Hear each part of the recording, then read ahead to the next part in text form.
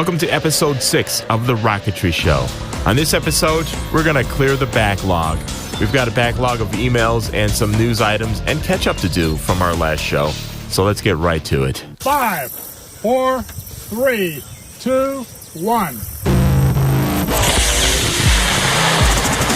The Rocketry Show with CG and Gene. Welcome to another edition of The Rocketry Show with CG and Gene. Back whoosh after and boom. That's right, whoosh and boom, back after a very long hiatus, or so it seemed. It's good to be back, though. It's been a little while, right? What's been going on? It's been a lifetime for me. I've been away on vacation for a week and away on work for a week, which kind of put a big screeching halt to the progress on the shows. But we're back, and boy, we've got a lot of catching up to do. Hello, everyone. Been a while, but hey, we're here. Yeah.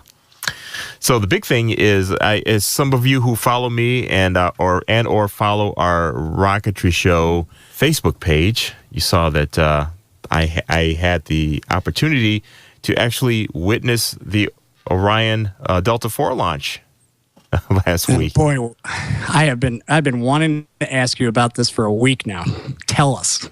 Okay. Well, it was pretty cool. We're on the cruise, and well, actually, leading up to the cruise, I've been noticing that the launch date kind of settled in right when we were going to be out at sea.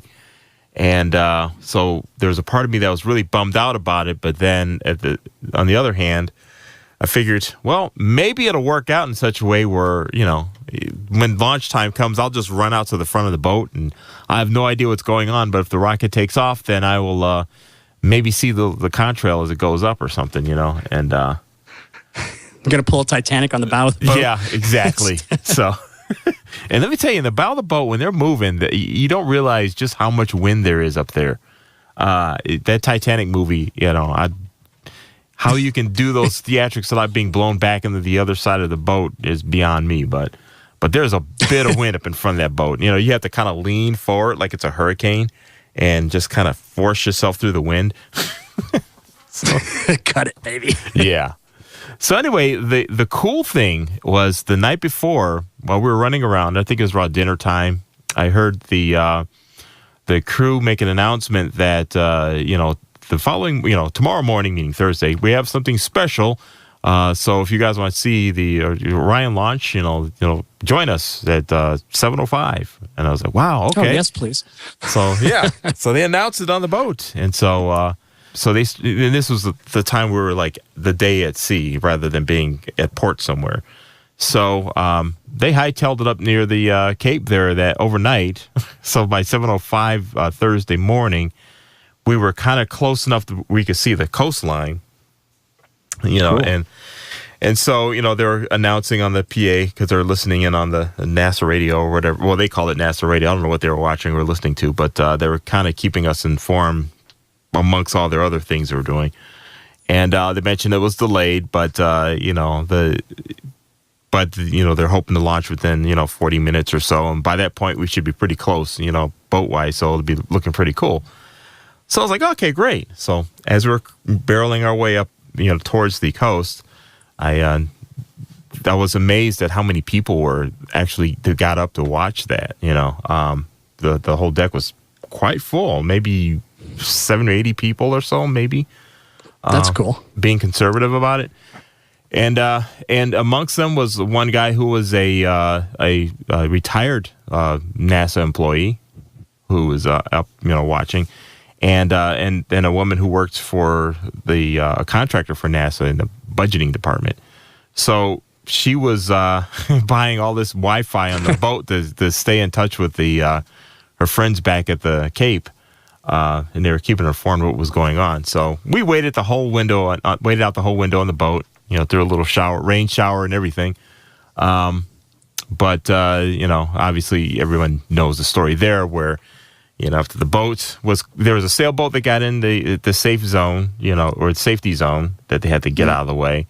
Mm-hmm. So by the time they got the boat out of the way, the winds were picking up and they were quite stiff out there.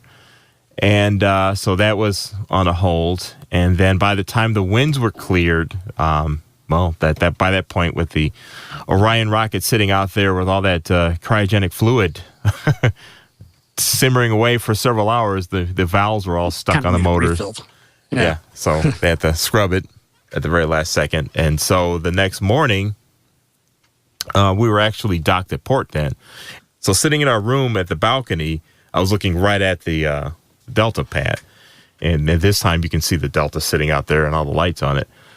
So I went up top and waited the countdown with NASA TV on my phone and everything. How many people were out for that round? It was like the diehards that didn't have anything to do at that point. So it wasn't as many as before, because at this point you had to be off the boat by 9. So I'm sure most people were eating and trying to get things all packed. But me being a rocket nut, I packed things the night before, so I can just pretty much wait it out. So when it went up, I mean, how big was the flame compared to the size of the rocket? I mean, what was the experience like? Man, it's hard to put into words with any of those, whether it's the shuttle or even the Delta IV. The Delta IV launch, Delta IV Orion, was actually a little bit more spectacular than what I was expecting. I mean, most of the pictures you look at them and it flames kind of like, oh, okay, whatever. But because of the fact that the skies weren't as bright as normal at that time of the morning, things are just pretty cool. So it was pretty spectacular. See the engines light and see the old usual Delta IV hydrogen firebomb that happens around the Delta IV rocket just before it moves, and it was just to see it all. I was like, wow, that was cool. And I guess the best way to describe it was there was this older woman who's never seen anything launch in her life. And she was standing there next to me, and she knew that I was keeping an eye on it. So she'll ask, well, how long now? And I'd say, about 5 minutes or so. So we were just kind of like looking across the way, and I'm testing my camera, doing test shots, making sure everything's working because I didn't want to miss it. So then she sees that I turn off. I see on NASA TV when they got the T-1, I just immediately shut the phone off at that point because of being on the internet with the streaming and all that. You could be a minute up behind what's actually going on. Right. So I shut the phone off and got ready to take pictures, and she goes, "Oh, how long now? Less than 1 minute." And then she goes, "Oh." So the motor lights, and I'm watching all this, but this whole time I'm noticing her reaction where she's going, "Oh dear, oh my goodness, oh dear, oh," and as the rocket's going up, she just, she couldn't. That's the only way she can express what she was seeing, I wish I could see at some point. That's awesome. Yeah, so there's this really cool when NASA did their press release on, to press conference, I should say, to review the Orion performance. One of the things I thought I never heard before, and I guess I didn't because of the reaction of William Gerstmeyer. He's the associate administrator for the human exploration and operations part of NASA. When he came in the room, everyone applauded. The press was full of applauded. They were all walking on like super rock stars. So this is his reaction to all that that he told them about. I'd like to also thank just a little bit the folks that really got me excited again about spaceflight. I mean, to see the enthusiasm from the folks here at Kennedy and even for the media, I don't think I've been in a press event where you applauded coming in. You're usually sharpening your pencils and scowling at me with grimaces on your face. So again, thank you for catching that spirit that I think we all feel as human beings, that we as a species are meant to push human presence into the solar system, and this is a first step. And so there you go. That's William Gerstmeyer. They're reacting to all the applause there. That's pretty awesome. Yeah, it was. It was a pretty touching moment. And another touching moment was from Mike Hawes, who is the Lockheed Martin Orion program manager. This flight really touched a personal note with him and a few others, and he talks about it here. And just check it out. And I would just like to close on one particular thought. Bill and I have been at this a long time together. When we started at JSC, we started with all the Apollo guys still there. So we've kind of now finally done something for the first time for our generation. It's a good day. Oh, that was pretty cool. That was a touching moment there from Mike there. That was actually very thoughtful, because I'm like, I'll be 50 years old next year, and I got the tail end of Apollo and then and Space Shuttle and then nothing. Yeah. So that's kind of nice. That kind of touches a little bit. That's cool. So that was my story on the Orion experience and from NASA as well. It was really, really cool week last week with that being just the topping on the cake. There's some cool things were going on while I was out, though, that you were tracking here. Well, yeah, I was kind of keeping an eye on the local rocketry scene, and there was a video that went pretty viral about an outhouse flying to about 2,000 feet on a cluster of, I believe it was 6 M's and an L motor up in a club in Michigan.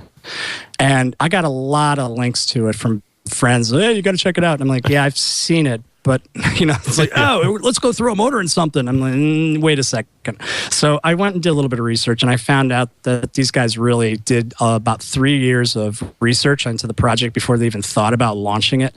And they wanted to bring up rocketry awareness, and they thought it would be a fun idea to do that. I have seen, like, odd rocks go up and not really go up very well. But what I have to give kudos to these guys is they really, really took the time to research it. And they did it the right way. So I thought it was cool. What do you go ahead, though. You got something? Oh, no, I was going to say, as I was preparing to go out of town, I saw some links from folks, both who listen to the show and friends of mine, again, sending me the video, and I looked at it real quick. I was like, oh, cool, I gotta check that out when I get back. But I didn't have time to respond to anyone about that. So yeah, I'm glad you. Well, go ahead. It was kind of cool the way that they designed it. There was like a nice lattice work framework, and I don't know if it was steel or aluminium or what was in the inside of it, but they totally rehearsed aluminium. Yes, very very continental. But they did a great job in like putting it all together and bringing up awareness and stuff. So you know how we're always talking about safety. These guys did it the right way. I mean, they didn't just throw a motor in an outhouse and light it, light it off, let's say, like we used to say as kids. But they actually did it the right way, and I thought it was pretty cool. And it might be something that I think I'm going to try and get a hold of those guys to see if we could actually bring them on the show. It might be an idea to talk about just that project, what made them think about it, and they want to do with it. So I thought it was kind of cool. There hasn't really been a whole lot of stuff going. There's a lot of people are doing building right now. If you check out the Rocketry forums, everybody's doing their winter building. There's a few launches going on here or there, but weather is weather. I mean, I'm working on my winter project, and everybody's doing their same kind of thing. So hopefully I will be level 2 soon, maybe, but we'll see. All right, yeah, and I've ordered the new stratologgers, the smaller ones. I've ordered 3 of them. Yes. So I'll let you know how that goes. Do let me know how it goes, because I put in an order for 2 of the older ones, because I'm putting dual altimeters in my 5.5-inch Archer upscale. That's my L2 project. And I put the order in, and then I saw those little ones come out. I'm like, oh, so I'll see what I get. I got to talk to the vendor about it, but either way, it'll be good. I like those altimeters. They've always been good for me. So, but I want those new ones. So. Yes. Got the Jones. Yes, they're perfect for the little rockets, but I will be using it in the Comanche rocket, so I will let you know. All right, we're going to take a quick break here, and we're going to come back. We've got listener stories and emails and a few other items to get to, and we'll do that right after this. This is The Rocketry Show at TheRocketryShow.com. Thanks for spending your time with us here at The Rocketry Show. We would love to hear from you. Send your feedback and suggestions to ideas at TheRocketryShow.com. For question and answer topics or messages to the host of the show, use mailbag at TheRocketryShow.com. Thanks again for listening to The Rocketry Show. Welcome back to The Rocketry Show at TheRocketryShow.com with CG and Gene, whoosh and boom. Yeah, we're back after a long break, and before we get too deep into things, I want to give you some information here. Your way of showing your support for TheRocketryShow.com, and we've teamed up with our good friends over at BuyRocketMotors.com, and so they're working with us, and show your support for the show. If you need any motors, just go to brm.theRocketryShow.com. That's brm.theRocketryShow.com. What that does is that you just go through a little toll counter, if you will, and it'll click, bing, one more person's going there, and we'll send you right on over to buyrocketmotors.com to buy whatever you want. And Robert over at Buy Rocket Motors has a number of Christmas specials going on for you. So definitely go there and check that out. I took advantage of that myself. I just bought a bunch of mid-power rockets, and I got them very quickly, so I was very pleased. Well, too bad I didn't get a chance to tell you about that link. You could have gone through brm.TheRocketryShow.com. Well, yeah, that's the link to go to. Well, I'll know that now. It's all lowercase, folks, so check that out. Show your support for the show. We appreciate it. And the folks at BuyRocketMotors.com will definitely love to see what kind of activity comes from that. Yeah, great people, great service. So they get the motors to you fast, let me tell you. Great folks there. Anyhow, we're up to our feedback section of the show, and that's another reason why we didn't really have many guests. We've got a couple of items here that just kind of, we started getting a backlog, actually, so this is a good time to clear through things. And with all of our shows with guests and stuff, trying to keep the shows concise, we had to drop a few emails over the past few weeks. So this is one we gave mention to, just kind of in passing, and a couple of episodes back. This goes back to November, and it has to do with our interview with Chris Pearson. We were talking about the Discovery Channel at LDRS, and depending on who you talk to about it, it was either they were paying in a booty or not. But the president of the URRG, the Upstate Research Rocketry Group in Potter, New York, decided to chime in, and he says he agrees that the Discovery Channel did create some problems, but in the long run, it has promoted both the sport and locally and nationally. So he thinks, as a whole, he feels that it was a good thing for the hobby.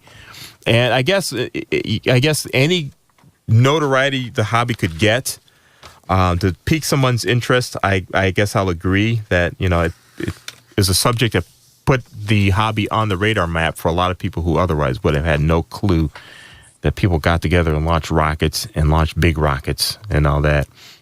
So any publicity is good publicity. Yeah, I could buy that. Yeah. Although just from an engineering point of view, I would have appreciated some more of a little more of a view of what kind of work that went into some of these rockets, rather than the kind of the cowboy attitude that was edited into the show. But right. I'm not the Joe Sixpack, so I just like on our show here, we do our show with a certain element of entertainment to it, because I feel that us being people reading off of scripts and these motors here are the best, there's a place for that, and there's nothing wrong with shows that are really rehearsed and things like that for just factual information. There's always a place for that. It's not a bad thing. For those of you who enjoy shows like that, that's great.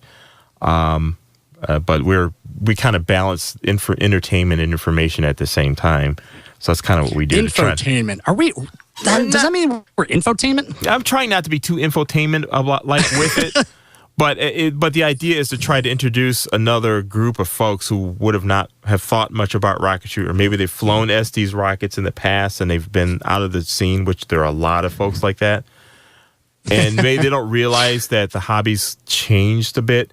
So this is kind of a way to kind of sneakily get you into the hobby by, honestly, it's like, that's cool. I like the fire, I like the smoke, and I like to build stuff. But, honestly, when I hit that button, I just like to be a kid and go, wow, that was really awesome.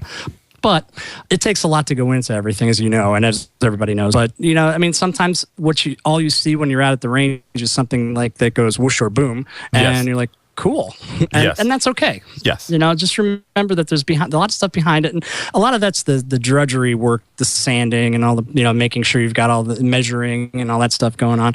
And a lot of that is like the less than glamorous part of our hobby, but it is still it's a big part of the hobby. And some people actually like the build. So good for them. I like to build too, but I like to fly more, I'll be honest. I like to watch them go up and come down safely. So that's the part that I think. Yeah, and I like the engineering and building things. I mean, I like the flying and the building and engineering equally. I could be like you guys haven't seen me much at the field. I probably for like a month and a half or so now, either for work or other things like the combination trip that rolled into work, kind of being out of town. But I do have fun just sitting in the workshop, just planning, or sitting in the computer on the simulator and tweaking with designs, and then going back in the workshop and figuring out how to make this theoretical thing that I modeled on the simulator into a real project. So, that's great. How do I make it work now? yeah, how to build it and make it really work here. We know what it can do in theory.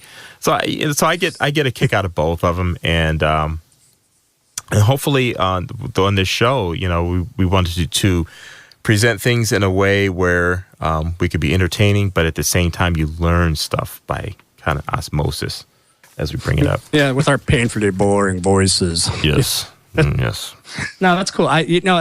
That's the fun of it. I mean, we do this for fun. We do it for information. We just, some of us do it for a hobby. I do it because I love it. That's all there is to it. So, and it can be whatever you want it to be. So that is true. Part, great. And if you like the flying part, great. If you like them both, better. So, let's see here. More listener interaction stuff here. We gave a challenge a while back for you to tell us your best, your worst, your embarrassing, your not so embarrassing rocket stories, and you can send it as an email to us. And Kirk, who goes by Captain Kirk with his friends, sent us his. Yes.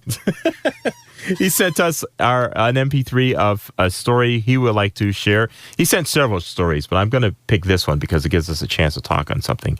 So here's Captain Kirk's story. Hey guys, you asked for a number of embarrassing rocket launch tales. Well, I've given you several, and I'm sure that you've thoroughly embarrassed me on the air by now. But as I work toward more substantial rockets, like the Mega Mosquito, I've started to reach towards medium power. Well, at least put my toe into it. The Mega Mosquito features sandwiched fins, through-the-wall construction, and size D and E motors. But I've not lost my affection for low-power rockets. Just this last weekend, I fired my Mega Mosquito for the 8th time with my final E motor installed. But I had switched out the Mylar chute that it had flown with prior to this for a recently recovered yellow nylon chute that another old hand had donated to me. Well, I must have done something wrong, because to my horror, the chute ejected but floated away on the breeze, separating entirely from the nose cone.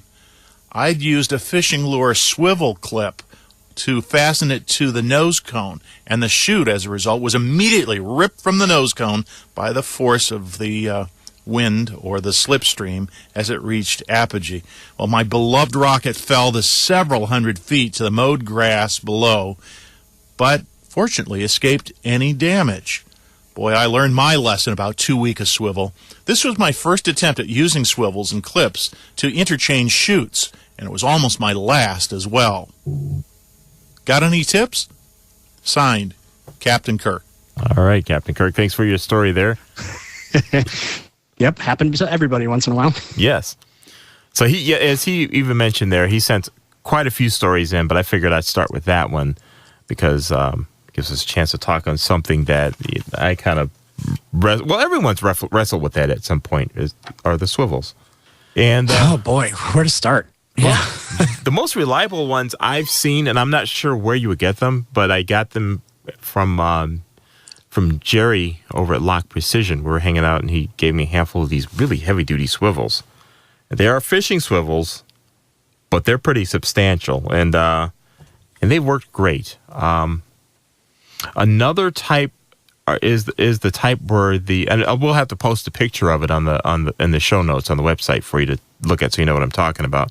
But this massive one does the same thing. The best ones are the ones that kind of come out and they hook around themselves so that when you hold the swivel up, it looks sort of like the number 4. So, if you know what I mean. I found those I to be usually reliable. just go with the barrel swivels for everything myself. The barrel swivels with the ball bearings in them. Yes, well, yeah. And these have and quick links. Yeah, these have the barrels on them as well. Yeah, you've got the barrels are must. Got to have that little. But you use the I see. You use the just the raw ball bearing swivels and a quick link is what you do, as you're saying. That's what I do pretty much for everything. And depending on the size of the rocket, I'll even put like the smallest quick link, like an 1/8-inch quick link on my D-Region Tomahawk Estes model. So, but that pretty much has been good for me. And on the smaller rockets, such as what he's describing, I'll throw a picture of the type of swivels I've had good luck with, the lighter duty ones. The ones that are really sucky are the ones that are kind of like an oval. When you snap them in, they snap around an oval. And, those things. Don't use them. Yeah, no. I remember just to my chagrin of watching my rocket plummet to the ground and get destroyed in a pile of balsa wood and cardboard. So on that day, never to use those again. Yes. So we'll post a picture, like I said, the ones that just sort of look like number 4 when you hold them up with a little ball swivel underneath. Those are the other thing I like about them is when they're getting to the point where you need to really replace them, they let you know by looking very deformed. And you go, well, okay, I think this had enough now. And you get a fresh one out. So. If you're interested in weight, that's definitely a consideration because I usually don't worry too much about weight because I'm a sport flyer, but for any of the competition guys, that's highly important. And so that's, you probably know more about those lighter weight swivels than I do because, like I said, I just go with barrel swivels and quick links myself. Well, I'll put it this way: they've worked for me so far, and I haven't had any issues with them, but that doesn't mean they're the best. So if any of you guys have other suggestions for Captain Kirk, feel free to either email us. I'm trying to remember our email at the top of my head. It's been so long. Mailbag at TheRocketryShow.com. Yeah, geez, my brain's slow. Mailbag at You're not on vacation anymore. No, I'm not. I'm trying to get out of vacation mode here. So mailbag at TheRocketryShow.com is the email address to use, and send us your ideas. Maybe what I'm using you've had a problem with. I would definitely like to know about that. Or if you've got some better ideas for Captain Kirk on the ideal swivels to use for your low power rockets. Shoot your emails off. Shoot them away. And let's see here if there's anything else here. No, I think. Go ahead. Well, I was going to say we do have some feedback from iTunes. Yes. We could do a little bit of that. Yes. Yeah, definitely leave your feedback with iTunes on the show. Yeah, the more feedback we get from iTunes, the higher up we get in the hierarchy and all this other stuff. The way that Apple plays it, it's feedback is good. So please go on the podcast and view it for us. We've got a couple that I'm going to read right now. Let's see. If I pronounce this incorrectly, please let me know. Hulu Vu has given us a 5-star rating, which is the highest you can get. Awesome. Thank you. And he or she goes on to say, I'm really excited that someone is doing a model rocketry-related podcast. Still early days in the show. Sounds like whoosh and boom. Boom. This is for you. Boom. Have some good stuff in store for future episodes. So thank you very much. That's great feedback. Thank you. And then there's another one, from Prague. Gotta love the name. Finally, a podcast for the rocketry hobbyist. Again, 5 stars. Awesome. Professional and entertaining with an eye on the history of the hobby, safety, and current space news. A young podcast that's off to a great start and has plenty of potential to grow. Thank you, with an exclamation point. So that's why I gave the emphasis there. So that's awesome, guys. Thank you very much for giving us that feedback. Please keep it coming because without that, we don't know how we're doing. So keep us posted. Very cool. I had to share that though. Everybody seems to be talking about it, so it's great. So I know that we're got all kinds of stuff happening or thinking about for the future, and one of them is LDRS, which is going to be great. I'm going to try and get out there, I think. So I've already told the wife that I might be looking into it, so I got that out of the way. So Excellent. Here we go. All right, very good. So there you go, another show out of the way. This one's very you and us centric. We get to just kind of catch up and talk to each other directly. And we'll have more guests and fun stuff coming soon here on The Rocketry Show. So we'll see you next time with Whoosh and Boom, CG&G. Boom. Yeah, keep your eyes on the skies, guys. That's right.